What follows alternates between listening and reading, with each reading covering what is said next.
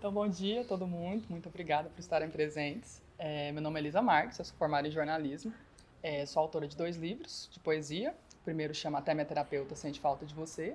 Ele foi recentemente contemplado pela Lei Paulo Gustavo como melhor obra cultural entre os anos 2020 e 2023, aqui pelo estado de Goiás. E meu segundo livro, Minha Mão na Sua Boca e um Verso sobre Amor, que é esse aqui, foi publicado recentemente pela Lei Municipal de Incentivo à Cultura da Prefeitura de Goiânia. Esse bate-papo hoje com a Lari Mundim, ele acontece como contrapartida desse segundo livro, né? O secretário de Cultura, Eduardo Souza, endossou a realização desse encontro aqui na Biblioteca Municipal Cora Coralina. E agora eu queria que a Lari se apresentasse aqui pra gente. Bom dia, pessoal. Obrigada pela presença de vocês. Estou super feliz de estar aqui com a Elisa. Eu sou Lari Mundim, escritora e editora, livreira também, criadora da Nega Lilu Editora, que teve a honra de publicar a Elisa, tanto no primeiro quanto no segundo livro. E estou aqui à disposição para a gente trocar uma ideia sobre o Minha Mão na Sua Boca e um verso sobre o amor, e também disponível para a gente conversar sobre publicações de livros independentes. Ótimo. Primeira pergunta que eu queria fazer de autora, né, para editora, como você viu, quanto editora, a diferença tanto do primeiro livro que eu te apresentei, o Até Minha Terapeuta, que ele mudou, né, bastante durante o processo ali de edição e revisão, para o segundo livro, que pelo menos do meu lado enquanto autora, ele teve poucas mudanças assim correções para eu fazer a de revisão. Elisa, isso aqui mexe em outra coisa. Como é que foi essa diferença para você? Assim, é uma boa coisa que você também é escritora, né? Então, acho que isso é uma vertente legal também. Você, enquanto escritora e editora, essa diferença do primeiro para o segundo livro. Eu me lembro perfeitamente o dia que a Elisa nos fez uma visita, dizendo que queria publicar o primeiro livro dela. Esse é um passo importante para quem escreve, porque alguns diálogos só podem ser estabelecidos, como esse que a gente está tendo aqui agora, com o livro publicado. Antes disso é o poema na gaveta, o poema apresentado para um amigo, algum familiar que eventualmente vai elogiar e incentivar esse trabalho. E isso é muito importante, né? O incentivo, o estímulo é importante para a pessoa continuar seu processo de formação e, quem sabe, vir a publicar esse livro. A Elisa é uma autora interessante porque ela perseguiu esse momento, ela perseguiu um sonho dela. Então, nunca me esqueço, Elisa, quando você foi até a gente, dizendo, olha, eu tenho aqui um livro, já tenho um segundo livro e eu quero publicar. Até Minha Terapeuta Sente Falta de Você, que é esse título genial, é um livro que surpreende quando chega, é um livro de estreia da Elisa, que tem um estilo próprio, que a gente já percebe de cara e que a gente confirma no segundo livro que ela publica. Do ponto de vista editorial, alguma algum paralelo que eu possa fazer entre os dois livros é o seguinte: o primeiro é um livro que chega com vontade de existir e já com leitura crítica, né, do Lucão. Acho que a Elisa pode contar isso para a gente. Eu vim com vontade de perguntar isso para ela, para que vocês saibam também como é que é esse processo da leitura crítica. Então é um livro que eu percebo que era super trabalhado, ele era labutado, ele estava ali disposto em seu formato original, mas com um trabalho intenso sobre ele, né? E aí a edição tem como função a mediação entre esse trabalho, que é a exposição do texto original até a chegada do livro para o leitor. Então, todo esse processo que tem entre a escrita e a entrega do livro é um trabalho de mediação que o editor faz. No primeiro livro da Elisa, a gente, pela Nega Lilu, né, nossa equipe propôs algum reordenamento mais significativo, criando uma narrativa, como se a gente estivesse tendo acesso a histórias diversas a partir dos poemas que ela escreve, mas como se fosse um relacionamento, podendo ser vários. No segundo livro, a gente entende que Elisa já chega mais amadurecida e chega também mais com uma definição maior do que ela quer enquanto autora e enquanto poeta.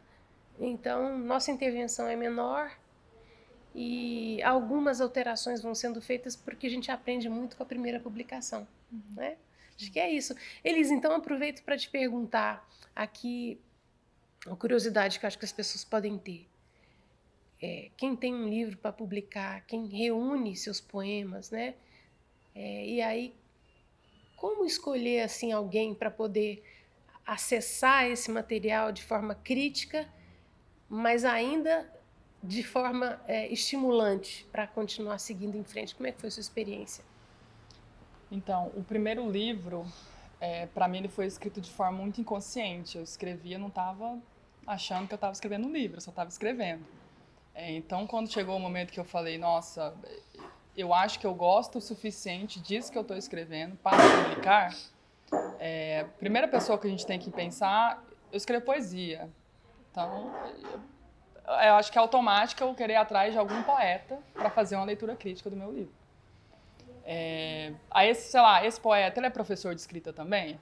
Aí, esses dois pontos me pegaram aí atrás do Luca Brandão, Lucão, que é um escritor goiano, já é renomado em tudo que ele faz, se não me engano ele é autor de 7 livros. E aí eu fui atrás dele para fazer uma mentoria, né, em cima do que eu já tinha escrito. E a partir dessa mentoria, eu fui de fato estudar poesia. Eu sou formada em jornalismo, né? E uma coisa não tem nada a ver com a outra, né? Para escrever poesia é um formato de escrita muito diferente. E eu lembro que isso era uma coisa que ele falava para mim, ó, você está falando demais, você está sendo muito jornalista, poesia é mistério. Então, assim, o nosso trabalho foi muito de cortar alguns trechos, era uma publicação totalmente diferente do que o livro acabou se tornando. Então, a gente trabalhou em cima desse livro. Foi a partir desse momento que ele achou que o livro teria um potencial, que ele falou para mim que conhecia, né, a Lari Mundim da Nega Lilu, e falou, ó, se você quiser, e obviamente eu queria, eu consigo fazer essa ponte, eu mando um e-mail para ela, eu ligo, troco uma ideia, ver se ela te recebe lá, dá uma olhada no livro. A Lari gentilmente aceitou, né, a indicação do Lucão, e aí eu fui de encontro, né, com ela para apresentar o livro. O primeiro, assim, foi muito... Não sei direito o que eu estava fazendo, sabe? Eu fui começar a estudar poesia a partir do momento que eu mostrei para o Lucão o livro. Aí eu comecei a fazer alguns cursos e tal, a gente foi conversar sobre. Fui ler mais livros, né, de poesia, que eu acho que isso é o mais importante. Se você quer escrever, você tem que ler bastante, né? Eu acho que esse é o primeiro ponto de qualquer escritor. Já no segundo foi, assim... Parece que eu já sabia mais ou menos para onde eu queria ir com o livro. O primeiro ele acabou se tornando algo depois da parte, né, editorial, de revisão, de edição, que a Nega Lilu fez. O segundo eu falei, não, eu acho que eu sei agora o que eu quero fazer com o segundo livro. Então eu já escrevi de forma mais consciente também, né? Depois, né, a gente estuda, né, acaba que a gente vai ficando, né, um pouquinho melhor nas coisas. Eu quero fazer isso, eu quero mexer. E eu queria que fosse um livro diferente também. O primeiro, ele tem uma carga emocional muito grande, né? Sobre o fim do relacionamento. Então, o livro já começa sabendo que não tem mais nada ali. Já terminou, não existe mais relacionamento. O segundo é o brinco que ele fala sobre vários inícios, né? De relacionamentos. Tem os seus finais ali. Mas é um livro, eu acho, mais leve. Eu queria mostrar um trabalho diferente também para o público que me conhece, né? A partir do primeiro. Eu sempre brinco assim, minha poesia não é só triste, entendeu? Eu sei escrever outras coisas também. E foi a minha intenção com o segundo livro. Aí eu queria perguntar para a Lari também, porque a Nega Lilu é uma editora independente, correto? Aí, para quem não conhece, é independente de quê? Como que funciona uma editora independente para, né, as editoras tradicionais, que a gente chama? Essa pergunta é muito boa, porque dá para a gente uma possibilidade de esclarecimento desse termo, né? Quando a gente fala que é autor ou autora independente, ou editor e editora independente, a gente toca num ponto fundamental que é o de sobrevivência.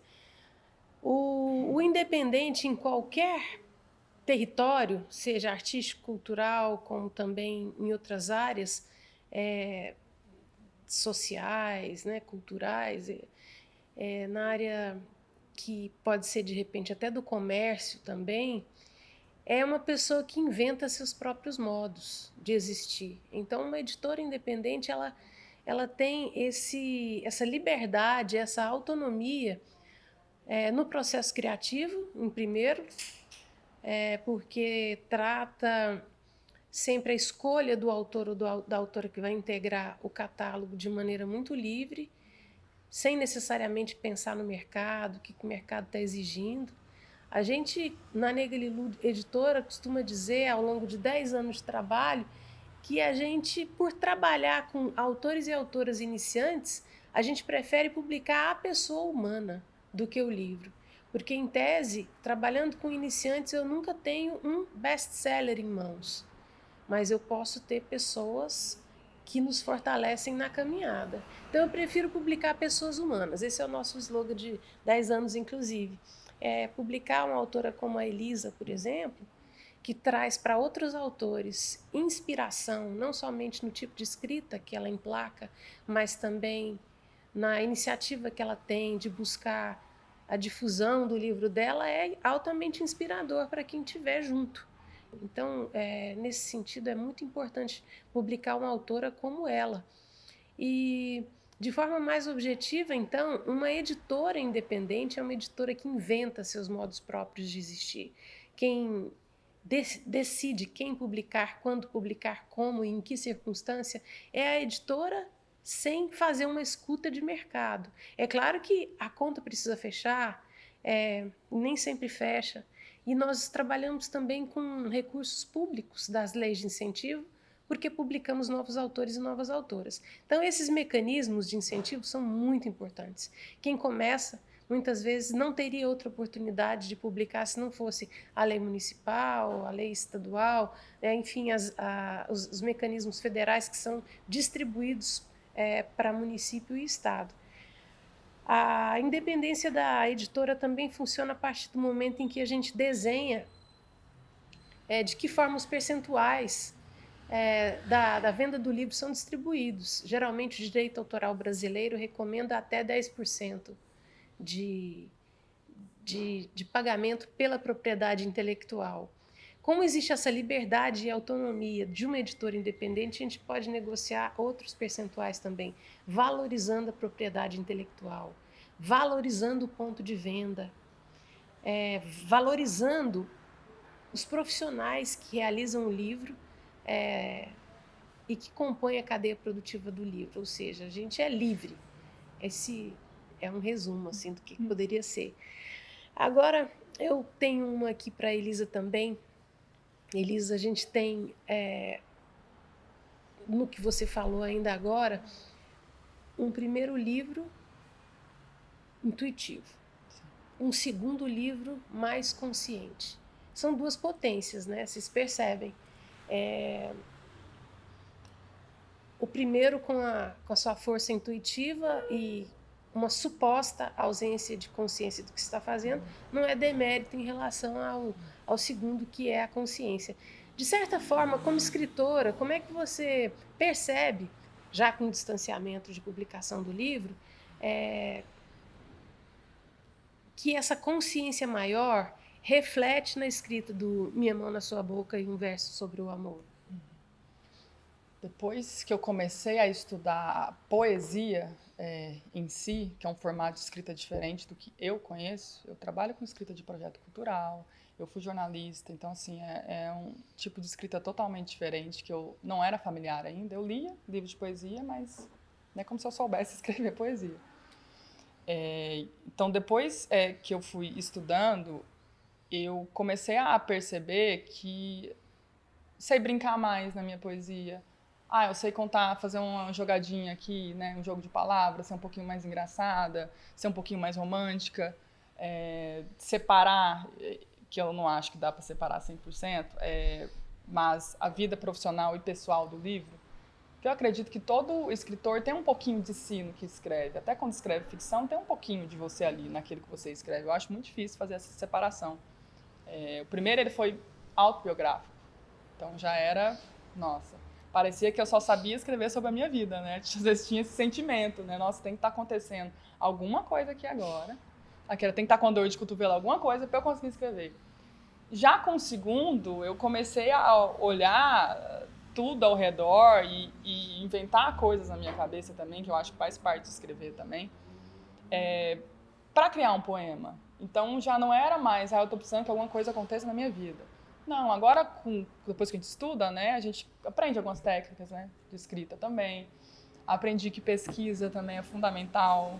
Tô escrevendo alguma coisa, nossa, tô falando, sei lá, fazendo um joguinho de palavras sobre mar, oceano, rio, lago. Vamos relembrar o que é cada um? Joga no Google.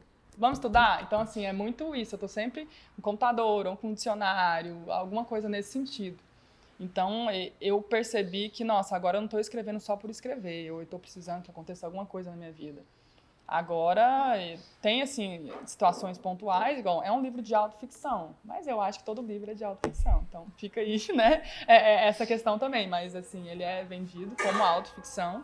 Então, um livro autobiográfico, ele se baseia muito na sua vida, né, uma autoficção pode ter uma coisinha ali que eu me inspirei sobre, e pode ter outra coisinha que não é, e você nunca vai saber, na verdade, o que é supostamente verdade, o que é supostamente mentira, que é a autora, né, escrevendo coisas. Autobiográfica, às vezes, é mais difícil se você for querer separar, né, isso aí. Você está falando que é autobiográfico, quer dizer que foi baseado, né, numa história real, etc.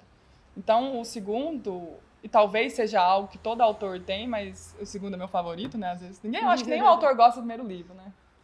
Então, assim, tem isso também. Mas é porque eu também me vejo mais madura na minha escrita. O primeiro livro foi um processo, acho que uns 4, 5 anos escrevendo ele. Já o segundo, ele foi de 2 anos, ele foi até menos. E depois que eu aprendi o que eu queria também, eu ainda estou descobrindo, igual pro terceiro livro, estou descobrindo o que eu quero fazer. Ele está sendo escrito lá, estou estudando crônica também, que é um outro gênero que eu me interessei também, mas eu não sei exatamente para que caminho vai o terceiro livro. Depois que eu publiquei o primeiro, parece que o segundo ficou mais certo do que eu queria. Não sei se tem a ver por ter sido a primeira publicação, né? Talvez a sua experiência também. Você tem 4 livros, não é? Tenho 4 livros publicados. Livros. Então, talvez você vai saber dizer melhor do que eu, se do primeiro para o segundo, às vezes, flui mais rápido, você sabe? E assim, nossa, eu não quero falar sobre isso mais, eu não quero fazer isso. Uma questão foi que eu não queria publicar mais livro autobiográfico, porque chegava, assim, em entrevistas e tal, a pessoa focava só naquilo. Então, as perguntas ficavam muito pessoais. E, às vezes, eu só quero falar sobre o livro, entendeu? Eu escrevo, eu quero falar sobre o livro. Né? A gente não quer muitas vezes misturar um pouquinho, né? Essa questão. Agora, do segundo para o terceiro, eu sinto que eu vou demorar um pouco mais para saber exatamente o que eu quero. E até assim, da sua experiência, eu quis contar a sua experiência. Você foi escritora primeiro, depois você criou a Negalilu? Ou você criou a Negalilu primeiro, depois você lançou um livro? Como é que foi? Vou fazer antes de te responder, vou fazer um comentário sobre isso que você falou, Elisa. E enquanto eu falo sobre a minha experiência, queria também que você escolhesse 1 ou 2 poemas para ler pra gente, né? Nós estamos já curiosos aqui. Bom, eu vejo que Bom dia. Vejo que pelo que a Elisa conta aqui pra gente, porque ela já processou, né, e já consegue comunicar para quem acompanha esses bate-papos que a gente vem promovendo, é como se o primeiro livro ela olhasse para dentro, o primeiro livro ela já tivesse uma condição de olhar para fora para exercitar a poesia, e como ela diz para a gente que agora tem interesse pelas crônicas, significa que a Elisa está olhando ainda para um raio de distância um pouco mais ampliado, ao invés de ser um interesse externo íntimo. Às vezes, aqui dentro da biblioteca, um detalhe já pode dar início a um texto que fala sobre a visão de mundo dela. Então, isso eu acho muito precioso, Elisa. Esse movimento de dentro para fora e de fora de forma expandida. Siga o bom caminho. A minha experiência é o seguinte... Começo como escritora cheia de vontade. Eu acho que o gás, o oxigênio, o fogo que a gente tem para iniciar como escritora ou escritor é uma coisa que a gente tem que guardar dentro da gente para poder tentar se manter num determinado estado de motivação para continuar escrevendo. porque eu me lembro até hoje, e sempre falo para os autores e autoras, talvez eu tenha falado para Elisa, no dia do lançamento do livro, se a gente é bem sucedido num trabalho de assessoria de imprensa e tem a oportunidade, e agora, né, em 2024, o privilégio de sair para comprar um jornal no estado físico e se deparar com uma matéria sobre o nosso trabalho, talvez uma foto do livro ou a foto do autor, é algo assim que faz o coração bater mais forte. Era 2013 quando eu saí e fiz esse movimento. Fui até a banca, comprei o jornal e eu gosto de lembrar desse dia, assim, eu registrei esse momento. Porque ele é um momento muito singular, ele é íntimo, né? E às vezes não, ele é único mesmo, ele só acontece uma vez. Então, esses estímulos que eu fui guardando manteve uma vontade que eu tinha de continuar publicando para melhorar a minha escrita, que é em prosa, e a minha piração é o romance literário, que é a peça complexa, né? Então, eu tenho 2 livros publicados nesse formato, e como eu estava com os originais prontos, buscando uma editora. Aqui em Goiás eu não encontrava nenhuma que me representasse naquilo que o livro pedia, porque ele é um livro muito contemporâneo, chamado 100 Palavras. É epistolar, mas não são cartas trocadas entre as minhas personagens, são e-mails e chats. Então é um livro datado, né, da primeira década do século, mas que reverberou bastante. E até hoje reverbera, porque graças a ele eu estou aqui diante de vocês. Porque eu não encontrei uma editora para me representar, então me autopubliquei. E aí, a partir desse movimento de autopublicação, surge a Negra Lilu Editora. Eu me lembro que o CNPJ da empresa saiu no dia 17 de setembro de 2013. O livro foi lançado no dia 19. Então, assim, o livro efetivamente, né, foi lançado pela editora.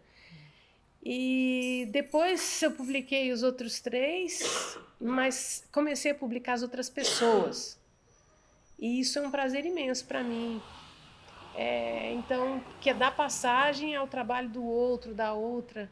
Aí constituí equipe, aprendi a fazer livro, desenvolvemos uma cadeia produtivo, um mercado interno também estimulando outras editoras localmente, articulamos pontos de venda em Goiás, Brasília, São Paulo, Curitiba, Minas Gerais. E agora o nosso próximo passo, eu acho que mais avançado mesmo, depois de ter criado mesmo um ecossistema para poder existir, porque o autor pode se autopublicar e ficar satisfeito, ou publicar para uma editora de fora, ficar satisfeito também. Mas tem uma determinada circulação que a gente consegue fazer hoje, que é pequena, mas que coloca o livro à disposição. E isso é fundamental. A pessoa procurar o livro e encontrar, mesmo que seja no site da autora, no site da editora, isso é fundamental.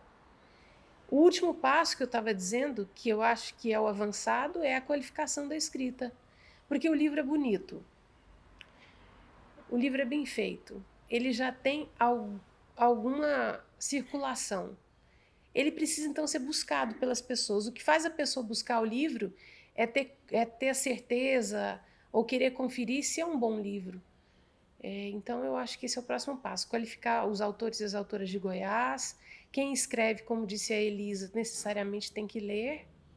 Eu desconfio do autor e da autora que tem mais foco na produção escrita e não consegue te dar notícia do que está lendo, do que leu.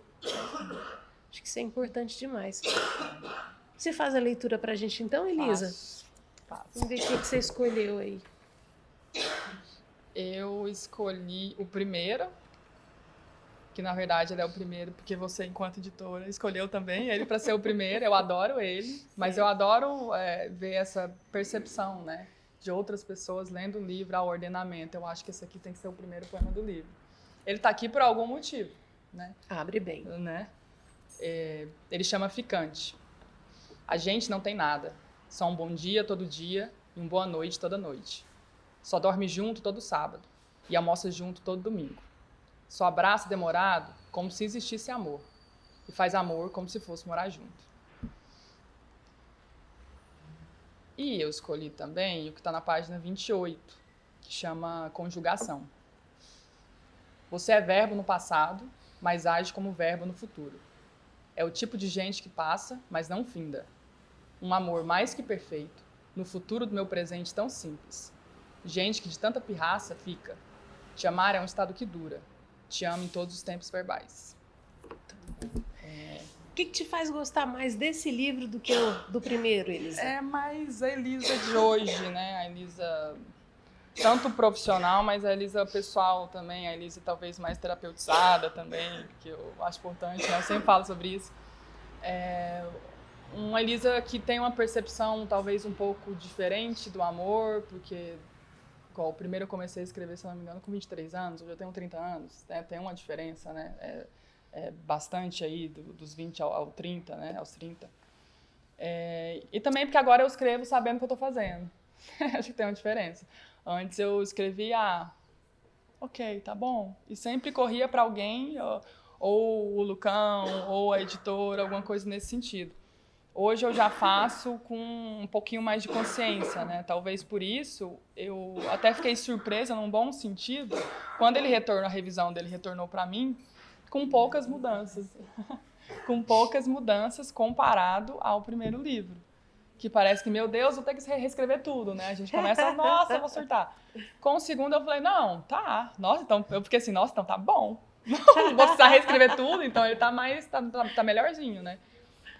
E assim, o feedback que eu tenho das pessoas geralmente é variado, né? Tem gente que gosta mais do primeiro, tem gente que gosta mais do segundo. Eu, provavelmente, quando lançar o terceiro, eu vou gostar mais do terceiro, porque eu acho que acaba esse sendo o movimento, né, de todo autor. Você falou da Nega Lilu, a Larissa ela faz um movimento muito importante aqui no cenário literário goiano. Para além da publicação de autores iniciantes, que não são todas as editoras, são a grande minoria que acaba recebendo um original para ler ou aceitando uma indicação, algo do tipo, também de distribuição, né? Meu livro, poder falar que meu livro tá em São Paulo, tá em Minas, tá em Brasília, tá em Curitiba, tá fora do estado de Goiás. Então aí você sou autora goiana, mas também sou autora nacional, né? Meu livro ele tá. As pessoas mandam mensagem, mas eu não quero comprar online. Tudo bem. Na sua cidade tem tal lugar à venda, você vai lá, compra o livro físico. Então, acho muito importante. Até falando sobre esse cenário, então, Larissa, até eu queria que você falasse sobre o cenário literário nacional, focando também no cenário literário goiano. Tem vários autores aqui, eu adoro o Pablo Matias, que é um autor goiano também, a Beta, então, assim, são alguns autores, né, da casa, da Nega Lilu, e eu queria que você falasse um pouco também, esse cenário nacional, mas também focando aqui, né, nesses novos autores contemporâneos, né, que Goiás está entregando. Sim. Eu gosto muito de falar sobre esse assunto, que é mercado, pensar mercado, entender mercado, mas sempre a partir de uma postura independente, que é olhando, assim, o fortalecimento dos agentes subrepresentados, que somos nós, né? Mulheres, pessoas negras, povos originários, comunidade LGBTQIA+, idosos, pessoas com deficiência. Como é que essas pessoas que têm esse perfil subrepresentado se inserem no mercado a partir de uma postura independente? Porque existe uma pesquisa que ainda está vigente, embora tenha sido feita há mais de 20 anos, que é da equipe da professora Regina Dal Castanho, da UNB, que investiga o catálogo das principais editoras brasileiras naquele momento e identifica a autoria com um perfil apenas majoritário, que é o homem branco, residente no Sul e no Sudeste, que se declara heterossexual. 72% dos livros publicados nesses catálogos naquela época. 28% são as mulheres. Desses 28%, apenas 3% de mulheres negras. E nessa pesquisa, naquele momento, a mulher indígena ainda não aparecia como autora. No mercado editorial independente, esses percentuais não se confirmam. Não existe ainda uma pesquisa, né, com metodologia científica para poder nos embasar no confronto dos percentuais. Mas quando a gente olha individualmente para catálogos, como por exemplo a editora Jandaíra ou a própria Nega Lilu Editora, mais de 50% dos livros publicados por nós têm autoria de mulheres. Então, assim, o mercado editorial independente ele é importante e falando isso aqui dentro de uma biblioteca pública, eu acho mais fundamental ainda, o mercado editorial independente é responsável pela bibliodiversidade no Brasil. Senão a gente só teria livro sendo escrito e vendido na autoria daquele perfil que eu falei para vocês, o homem branco, residente no Sul e Sudeste, que se declara heterossexual. A diversidade e a bibliodiversidade não estaria contemplada, a gente não teria, por exemplo, leitores sendo formados para acessar realidades diversas a partir do livro. E isso é muito importante. Isso está acontecendo no Brasil já tem um tempo, especialmente quando o mercado editorial se declarou em crise. Já tem mais de 10 anos agora. Então, várias providências começaram a ser tomadas para quem quer se manter existindo, né? Um outro aspecto importante é a redefinição do papel social de quem atua na cadeia produtiva do livro, do autor até o leitor. E quando eu falo do leitor, eu quero frisar, também por estarmos aqui dentro da biblioteca, se o leitor se lembrar de que a escolha do livro é uma escolha política, também isso é muito importante. Então, quando você faz a opção de comprar um livro, por exemplo, de uma mulher negra, lésbica, residente no Acre, você está fazendo ali a sua postura política. É diferente de você comprar um livro de um outro agente que é produto do projeto hegemônico, vamos dizer assim. Em Goiás, né, Elisa? Goiás a gente tem um espelhamento do mercado nacional, ou seja, uma produção grande acontecendo, qualificada cada vez mais. Especialmente na poesia nós temos bons trabalhos, porque sabemos que no estado de Goiás existe um lastro importante, né? Cora Coralina, Leodegária de Jesus. Nós temos outros autores mais contemporâneos também na poesia que trazem para a gente uma caminhada. Na prosa eu acho que existe, desde Hugo de Carvalho Ramos, uma lacuna grande que a gente procura ocupar. Mas essa qualificação do livro de Goiás, tanto no conteúdo quanto na forma, produzindo livros cada vez mais bonitos, mais atrativos, isso faz com que a gente encontre uma inserção maior no mercado também.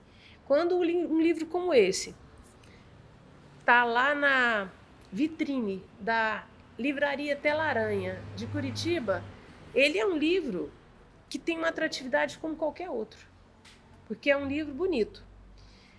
Ele vai passar pela mão da pessoa. E aí, o que ele tem para comunicar talvez dialogue com a pessoa ou talvez não, como qualquer outro livro. Mas antes, num outro momento, a gente já teve em desvantagem. Agora eu não vejo.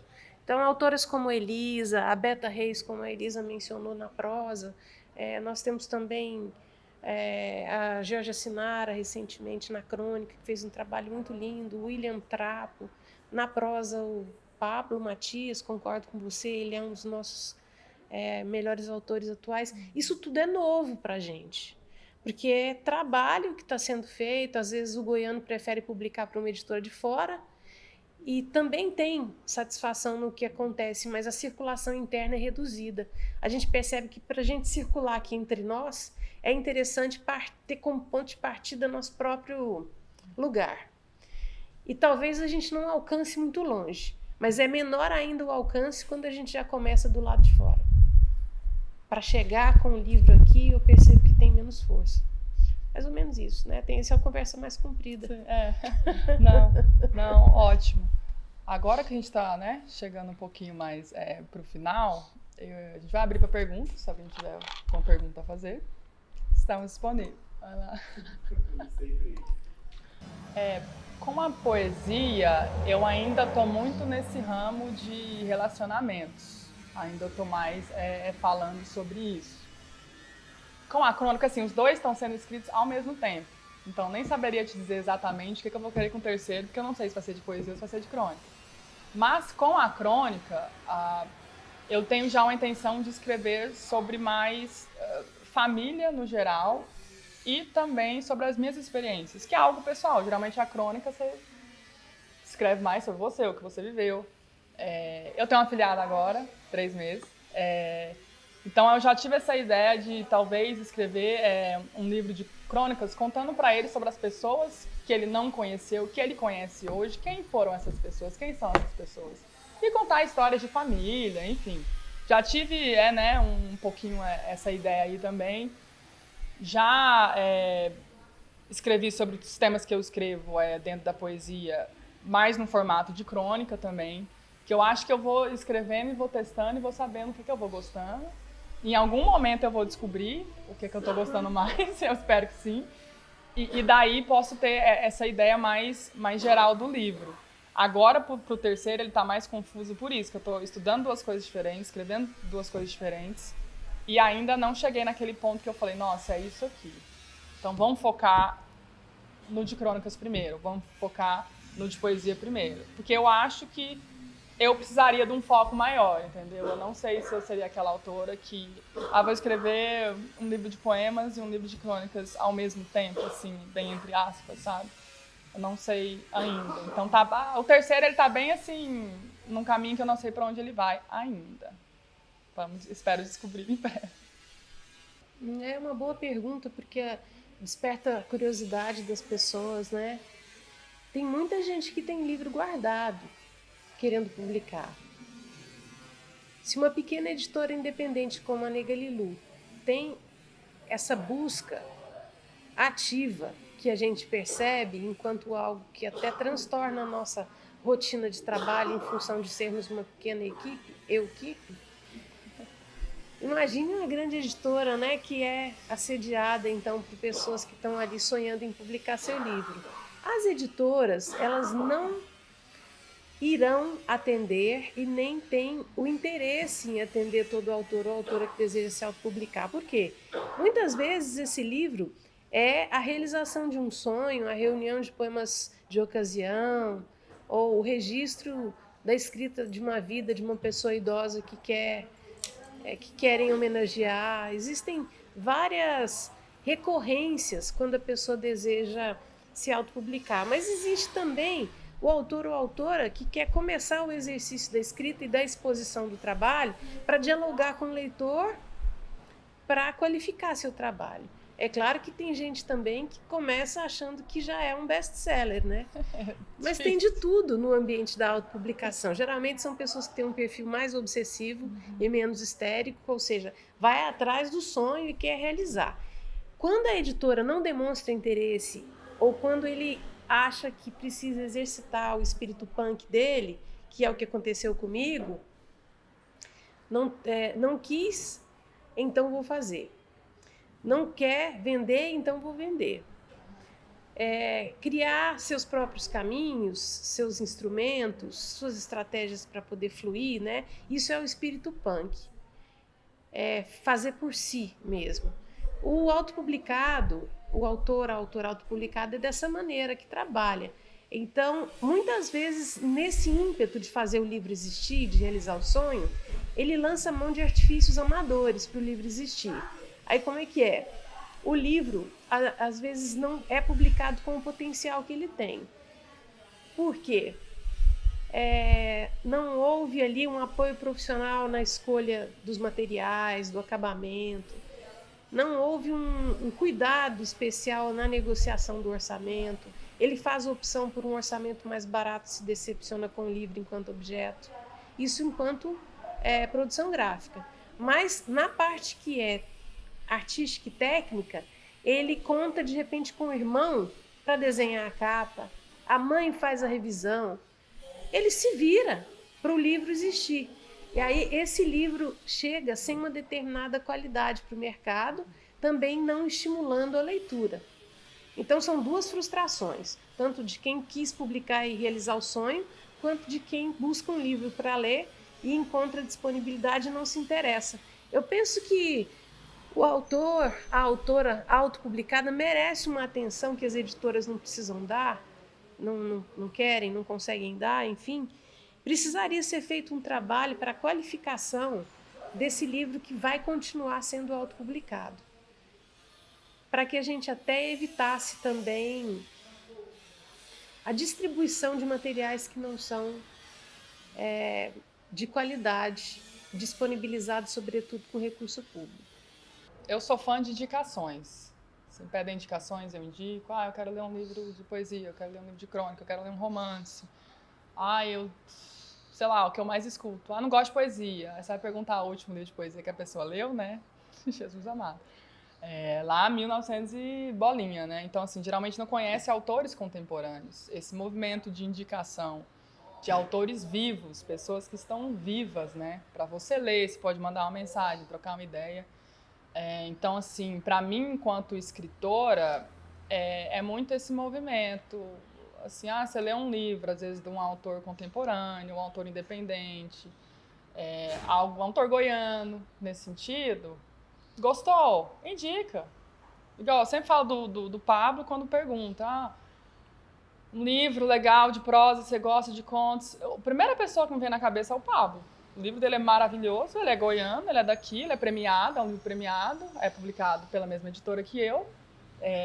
Então, esse movimento de estar indicando, né, autores que estão vivos, autores goianos, autoras mulheres, temáticas LGBT, pessoas negras, tudo isso, eu acho que esse movimento, pra gente que é autor, é muito importante. E não é indicar, comprar o livro e dar, beleza. É a mesma coisa, né? Pessoa diferente. E não é só esse movimento, você está falando para comprar o livro? Não é isso, às vezes falar sobre. Eu conheço fulano de tal, li um poema e gostei. Qual que é o Instagram? Olha lá, troca uma ideia, vê se você gosta ou não. Porque gosto também é muito diferente, né, nesse sentido. Então, para mim, esse movimento de estar indicando, né, não precisa nem procurar muito, assim. Às vezes aparece pra gente ali numa rede social uma coisa, né, o algoritmo, às vezes ajuda um pouco também. Esse movimento de indicação, enquanto escritora, eu acho que me fortalece muito. Concordo demais com a Elisa, é muito simpático, é muito útil, é importante esse envolvimento declarado que a gente tem com o livro, né, com o desejo que a gente tem de apoiar, fortalecer mesmo a visibilidade de algum livro por algum motivo, ou porque é um livro incrível, ou porque esse autor ou autora busca alavancar seu trabalho e a gente demonstra então esse apoio de forma efetiva mesmo, né, dando visibilidade a ele. Eu acho que sobre isso eu gostaria de dizer também que se o leitor e a leitora assumirem seu papel político na escolha do livro e entender que aquilo é exercício de poder, tudo muda. Quando a pessoa vem a uma biblioteca pública ou vai até uma livraria, ela tem o poder da escolha de um livro. Ele pode levar o livro A para casa e não o B. E essa escolha é uma escolha política o tempo todo. Quando a gente tem consciência de por que a gente está lendo só o cânone, deixando de lado o autor contemporâneo vivo, a gente está fazendo uma escolha que às vezes pode ser alterada, pode ser alternada se você pensar criticamente sobre quem é que você está apoiando. É uma pessoa que está viva e produtiva ou é um livro que você está lendo pela segunda ou terceira vez? E quando você vai fazer a aquisição da mesma maneira, né? Eu acho que a postura política reconhecida do leitor e da leitora é uma coisa importante e tem um outro comportamento que eu acho muito bacana, que quando eu surgi como editora e autora eu não via aqui em Goiás, que é esse movimento de trocas de ideias entre autores e autoras daqui. A gente acabou, pessoal, criando um mercado interno editorial. Antes não tinha, antes a gente tinha assim, livro financiado pelo poder público, numa alta tiragem, que ficava disponível numa pilha, recurso público encalhado. Hoje a gente tem outro tratamento para o livro. Nós hoje temos mais interesse em circular, também porque a gente tem mais orgulho desse livro. Ele está mais bonito, ele está mais bem feito.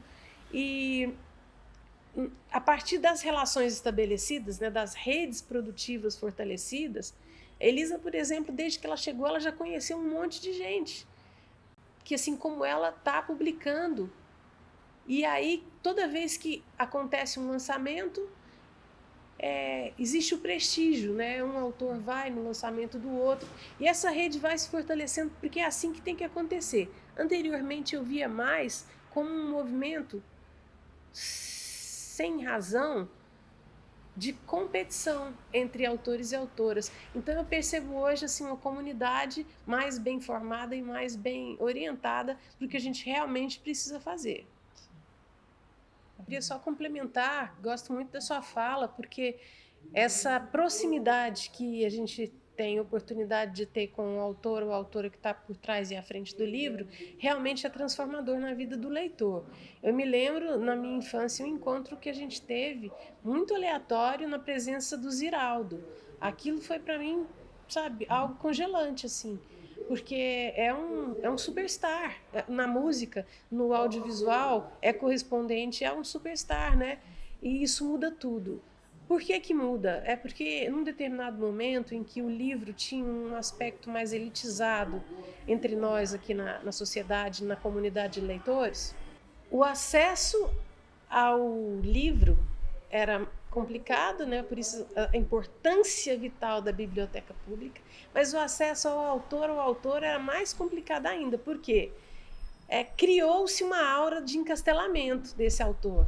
Vocês já ouviram assim autores e autoras dizerem sim, quase que automaticamente, às vezes, não é nem a vivência da escrita, que a escrita é um processo individual, um processo íntimo e solitário, né? As pessoas falam muito isso, porque criaram a aura do escritor em torno de uma solidão em cima de uma escrita do livro, enquanto que às vezes o gozo está no coletivo, principalmente para quem escreve crônica. Eu quero ver escrever um livro de crônica trancado em casa.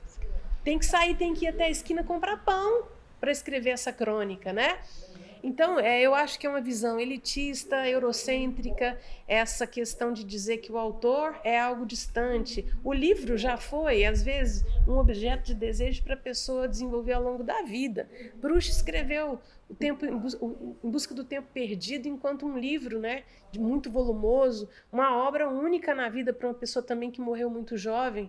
Hoje a gente tem uma acessibilidade maior, uma democratização maior de acesso, tanto para quem escreve quanto para quem lê. Elisa, aos 30 anos, Elisa, já tem 2 livros publicados. Qualquer pessoa aqui presente pode publicar seu livro, a gente já sabe disso. Isso a autopublicação propicia. A quebra dessa ideia do autor encastelado propicia também o estímulo para a pessoa se jogar. Isso é importante a gente falar, ouvir sempre que puder. Concordo 100% com você. Sim, é interessante você perguntar isso, até enquanto professora, foi algo que a gente tinha acabado de comentar logo antes de começar o bate-papo, que, pelo menos eu como autora, a minha experiência, sempre que eu consigo falar diretamente com o professor ou a professora, eu consigo esse retorno. Eles abrem as portas e deixam eu ir lá, fazer uma doação de um livro, conversar com os meninos, bate-papo, alguma coisa. Dentro do CEPAI, da UFG, fui algumas vezes, por quê? Porque eu conheço a professora de lá. Então é mais fácil. Professores desenrola, né? Parece que sempre desenrola as coisas um pouco mais fácil que os outros. Na UFG também já fui lá, porque eu tinha um contato da professora, minha amiga era estudante, tinha uma aula sobre literatura contemporânea, de mulheres, minha amiga é escritora e tal. Sabe, sempre com o professor, esse caminho, para mim, pelo menos, como autora, foi bem mais fácil, porque realmente eu percebo também, até nesse ano que eu fui contemplada por algumas leis de incentivo à cultura, então sempre tem que ter esse movimento de ir lá, conversar, fazer alguma ação pública. Às vezes, se o contato não era diretamente com o professor, tinha esse impedimento de, às vezes, ou não estar interessada, eu não vou saber responder por eles, não está interessado, ou vai dar trabalho, vai mudar a grade, não sei exatamente. Então, assim, dentro da minha possibilidade, eu acho que eu tenho tentado, às vezes a gente tem uma porta na cara, beleza, esse não vai, vamos tentar em outro. Aqui também foi maravilhoso chegar aqui e perguntar se aceitam doação e falar sim, porque eu cheguei em lugares que não aceitava doação. Gente, eu tô dando, eu não quero nada seu, eu tô te entregando, então deixa eu te entregar, né? As coisas. Mas com o professor diretamente, eu tenho tido um retorno muito melhor do que se eu chegar diretamente na escola, às vezes com o coordenador, às vezes com o diretor. Realmente é um processo um pouco mais difícil, vamos dizer assim. Essa é a minha experiência como autora, não sei a experiência da Lari. Eu acredito que depende muito do perfil, né, dos dois lados. O escritor ou a escritora que tem mais disponibilidade para o diálogo, para ir até o público que está sendo formado, e a receptividade também da escola ou da entidade que trabalha com crianças e jovens e que se interessa pela formação de leitores e pelo estímulo à leitura. Um articulador desses dois agentes é o poder público. Então, toda vez que um edital de estímulo a qualquer produto cultural é colocado à disposição da sociedade para processo seletivo, ele tem as exigências que o público é necessário que haja uma contrapartida social. Porque para muitos autores e autoras, se não houver a obrigatoriedade da relação com a escola pública ou com a biblioteca pública, ele não fará. Às vezes por timidez, tá? Porque está mais focado na satisfação pessoal da realização do trabalho do que na difusão ampliada dele. Mas para a gente que pensa cadeia produtiva, para a gente que é autor, editor, livreiro e leitor, ou seja, a pessoa humana que ocupa todos os postos da cadeia produtiva, é impensável continuar trabalhando nisso que dá para a gente tanto prazer e força de viver, se não considerar a necessidade de qualificar nosso leitor. A escola é o lugar. Em casa, às vezes, o jovem, a criança não tem ali a convivência com alguém que lê. E as pesquisas, como a pesquisa Retratos da Leitura no Brasil, que é a principal que a gente tem, mercadológica, né, mas que influencia muita pesquisa acadêmica, informa que, atualmente, os influenciadores e as influenciadoras estão entre aqueles que conseguem estimular o jovem, sobretudo, a leitura. Mas quem é o influenciador e a influenciadora mais poderoso e poderosa? O professor e a professora. Então, se a gente não consegue dialogar com esse público, a gente está quebrando a cadeia produtiva. A Negarilu é assim. Esse jeito de querer colaborar para a formação é algo com o qual a gente não consegue deixar de lidar. Não adianta só fazer livro e colocar livro à venda. Eu preciso ter ali uma outra relação com os meus autores, autoras, leitores e leitoras, que é pelos processos de formação. Necessariamente vai passar por ocupar todo o espaço que for público. Agradeço, então, todo mundo, tá? Que assistiu a gente, participou. E é isso, agradecer a Biblioteca Municipal Cora Coralina, o secretário de Cultura Eduardo Souza, que endossou a realização da nossa contrapartida aqui, e a Prefeitura de Goiânia. É isso, obrigada.